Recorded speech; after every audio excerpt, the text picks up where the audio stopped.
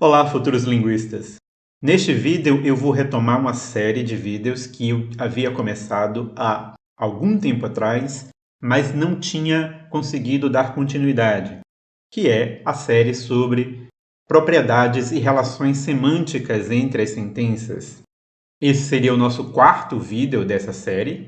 Nos dois primeiros nós falamos sobre as relações de acarretamento. No terceiro falamos sobre a relação de pressuposição. E eu havia prometido continuar falando em outros vídeos sobre tipos diferentes de elementos que disparam a pressuposição. Porque no vídeo anterior nós falamos sobre verbos que fazem com que o seu complemento seja interpretado como uma pressuposição. Então hoje eu vou apresentar mais um elemento linguístico que dispara a pressuposição, que é o artigo definido.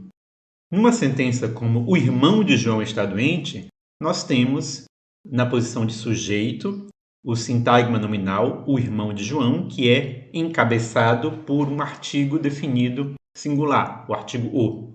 Essa frase pode ser verdadeira ou falsa. Sem saber informações adicionais sobre o mundo, nós não temos como saber se ela é verdadeira ou falsa, mas independentemente da veracidade ou da falsidade dessa sentença, há uma informação que é apresentada nessa sentença como se fosse verdadeira, como se fosse uma informação prévia, anterior a essa sentença, que é uma espécie de pré-requisito para que ela seja usável, que é a informação de que João tem um irmão. Notem, se o irmão de João está doente e for verdadeira, João tem um irmão. Se o irmão de João está doente e for uma sentença falsa, João continua tendo um irmão. Tanto a veracidade quanto a falsidade dessa sentença pressupõem a existência de um irmão de João. E essa pressuposição de existência é dada pelo artigo definido.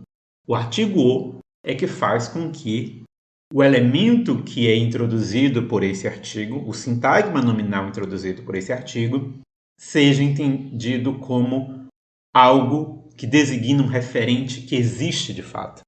E isso nós podemos ver em vários outros exemplos.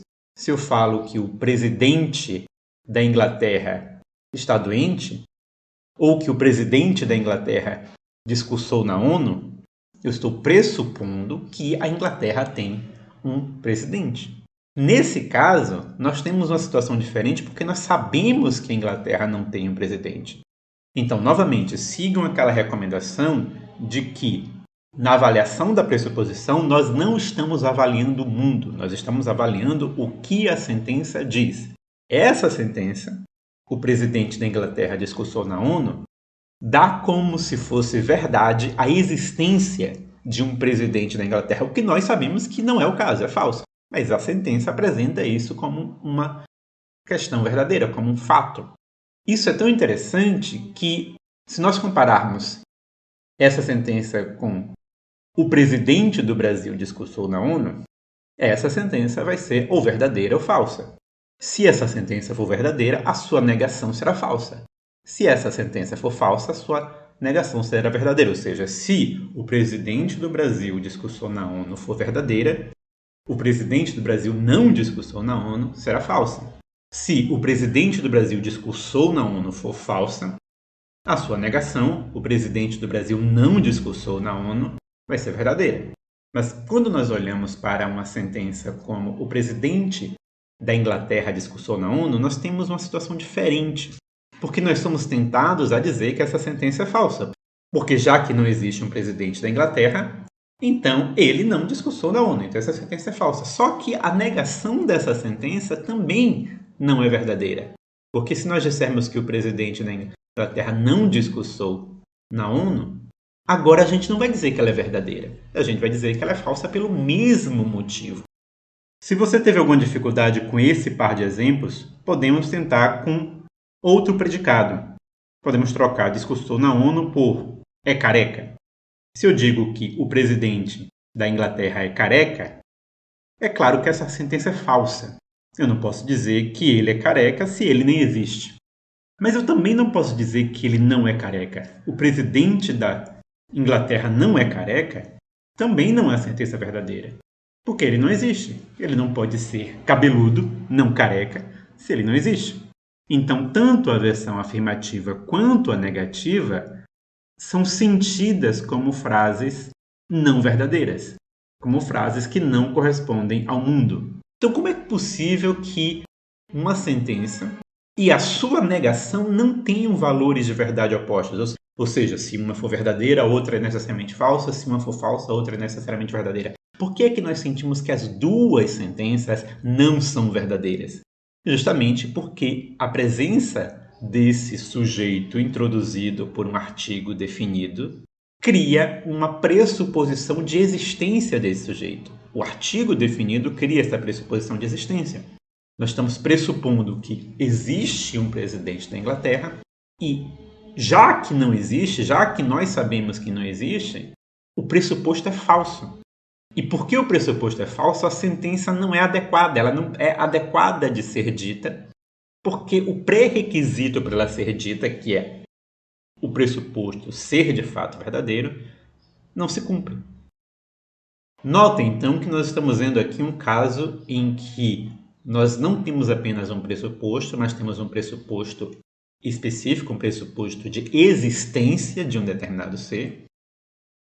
Notem que isso também acontece com sintagmas nominais introduzidos por artigos definidos plurais.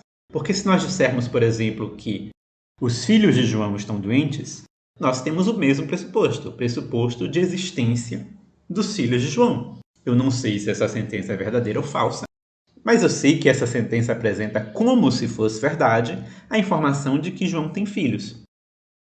E, novamente, isso é tão perceptível que, se nós apresentarmos uma sentença com um pressuposto falso, em que o pressuposto não se cumpre, nós vamos cair na mesma questão de que tanto a versão afirmativa quanto a negativa são sentidas como não verdadeiras. Então, se eu falar que os filhos do Papa são argentinos, nós teríamos o mesmo pressuposto de que o Papa possui filhos. Essas sentenças, em tese, podem ser verdadeiras ou falsas, só que, com base no nosso conhecimento de mundo, a nossa tendência é dizer que as duas são não verdadeiras, porque os filhos do Papa são argentinos? Não, porque o Papa não tem filhos.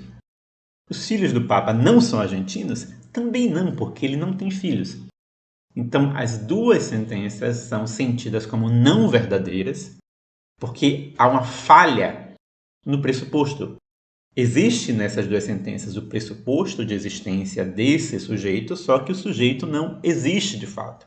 Ou melhor, o referente desse sujeito não existe de fato.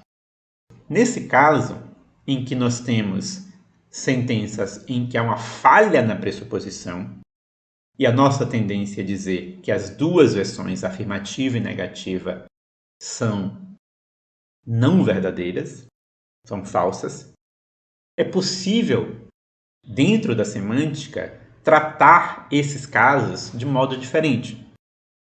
Porque se elas fossem de verdade falsas, haveria, como eu falei para vocês, essa inversão do valor de verdade quando a gente faz a versão negativa.